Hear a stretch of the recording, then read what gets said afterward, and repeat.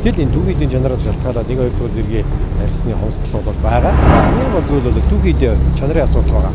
Эхний ээлжинд бол монголчууд малаа тоолдог биш үрдэгдэг болох шаардлагатай байгаа. Хариуцлага туулгалт халдваргуулалтыг хийдэг болох хэрэгтэй байгаа даа. Заавал стандартын шаардлага хангасан малын далгааны цэг буюу махны үйлдвэрт нэрлсэн малын махыг дэлгүүр хоршоо үндэсний зах төрийн худалдаа авалт нийлүүлдэг ийм журмаар монголчууд шилжих шаардлагатай байгаа даа. За ингэх юм бол одоо нядлагын үеийн гэмтэл багасна гэж бид нар үзэж байгаа. Одоогоор бол гадаад зах зээл дээрээс ер нь бол 1-2 дугаар зэргийн арьс авъя гэсэн маш их хүсэлт байдаг. Гэтэл энэ түүхийдийн чанараас шалтгаалаад 1-2 дугаар зэргийн арьсны хомсдол бол байгаа. Үндэсний хувьсгалтай холбогдуулаад үлэр технологийн паркийн хуультай болцсон. За цахим хөгжлийн яамтай болцсон.